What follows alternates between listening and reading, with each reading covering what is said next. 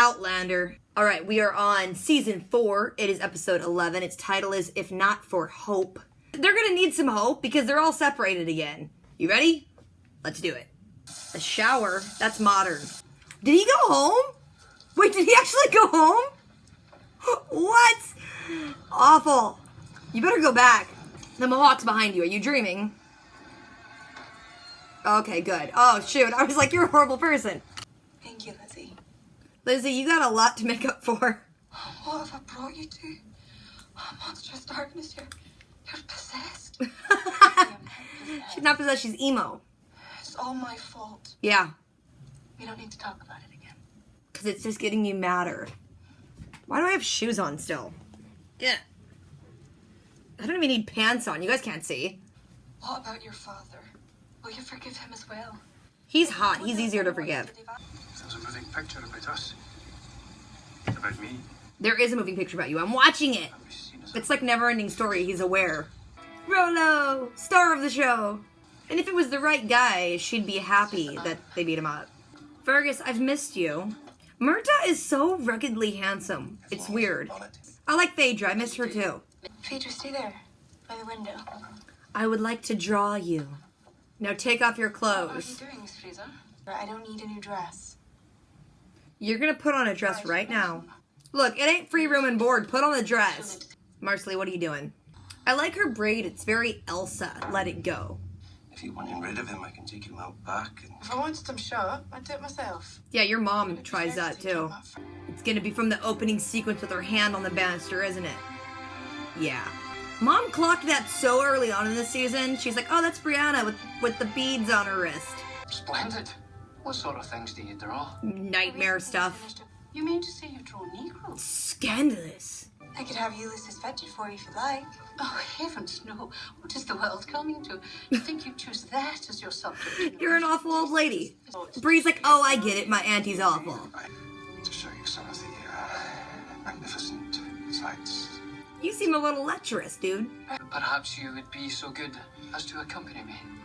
Girl, I won't pawn at you. Gemstones. Those are good for going through stones. May I present Lord John Grey? John Grey! You're so dashing. I'm an acquaintance of your parents.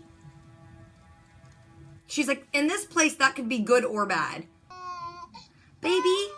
Somebody pick up that baby. I do have something for occasions such as these that I learned a long time ago on the subject of psychology. Ooh, Ven, what? Must I close my eyes when you are before me? Oh, you smooth talker. Yes. I was walking with Christ.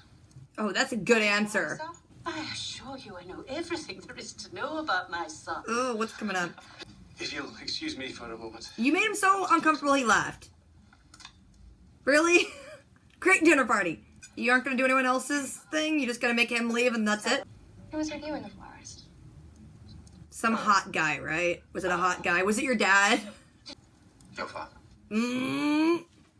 She's like, ooh, okay. Why did you think of him? Well, you are sitting right here in front of me. And your dad's He dreamy. did ask me to... Why do people have dinner parties? They're always awkward. Oh, mistress. Oh, I was so worried when I heard that you'd fainted. Lizzie, you're going to screw something up, aren't you? Oh, Lizzie! Bravo, Lizzie. You're awful. Feeling much better? You gotta get a new girl to hang out with. You gotta have that girl's tongue cut out or something. May I speak frankly? Of course. You've been doing so all evening. Shade. Bonnet moves like Jack Sparrow. I'm looking for the gentleman. You're no gentleman. Gotcha.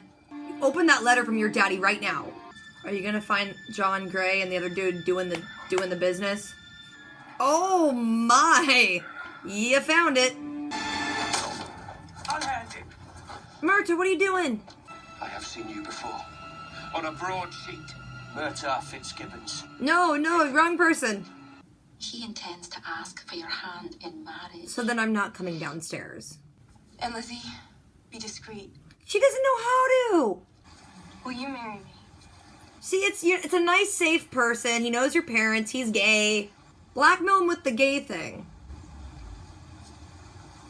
Lord John, if you refuse my offer, Oh, she's gonna do it. it is with deep regret that I'll have to reveal what I saw you doing last night. Oh, shade. Whatever. All good marriages should begin on blackmail. Then I'll tell Jamie.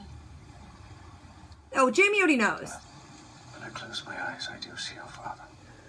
This is awkward. Thank you for waiting for me, my dear. Oh, he's gonna do it. Have you told them our good news? John's such a good man. Oh, you know, that little squirrely dude's heartbroken though.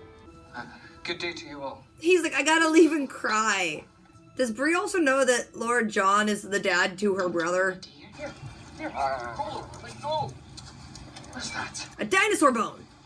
Rollo? Ew, nasty. Rollo, get back. Rollo, don't chew on it. That waistcoat. Less than 2 fingers. Your dog could have eaten the 2 fingers. You have a son. Oh yeah, about that. He must be a perfect gentleman. He is. Very much like his father. But he is not truly mine. Oh, tell her the thing. It's only you.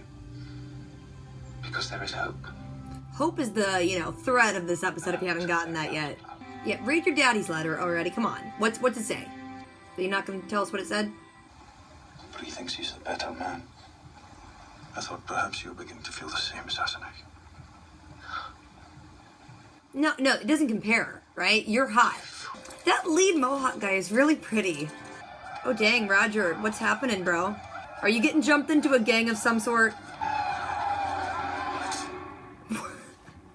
Roger, everything's awful for you right now. Alright, this episode mostly focuses on Bree and her old business. I mean, it starts with Roger, and they do this misdirect, which got me for a second, where you think he went back to his own time, but he didn't. The mohawk caught him again, and they just keep walking with him. Bree's still with her auntie, and she just wants to hang out and draw the whole time, which, I mean, like, it's a very pretty land, girl. Go walk around. We see a bit with Marcelly and Fergus, and he's just feeling all down and out because no one's going to hire him because he got one hand. Murtaugh's still looking for Stephen Bonnet, so Fergus is helping him. Marcelly's like, hey, you should ask Fergus to join you. He needs to feel useful. He ends up asking Fergus, but Fergus is like, no, I gotta stay with my family. And Marcelly's like, cool, he made a good choice. Basically, the whole episode is Auntie Jocasta decided to throw a big let's get Bree married party. She invites a bunch of dudes over, they're all kind of weird. But then John Gray shows up, and was sent there because Jamie said, hey, looking at my daughter, but he doesn't really know much else what's going on with her. She isn't interested in getting married to anyone, and Auntie Jacasta's like, you got to. She ends up talking with John, and he finds out that she's pregnant, so there's that. He finds out because Lizzie won't keep her mouth shut. Girl, shh. John gives her a letter that Jamie sent along, and she don't even read it till, like, right at the very end. And then we don't even get to see what's in it.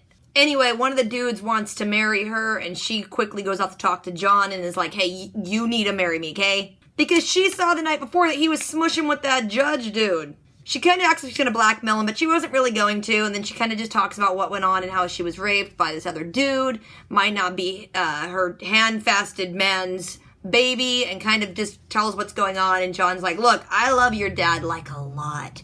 And so he said he isn't going to marry her at first, but then he ends up agreeing to marry her. And I feel bad for the squirrely dude who wanted to marry her. He looked crushed. Jamie, Claire, and Ian are still, like, trying to find Roger, and they're not really talking.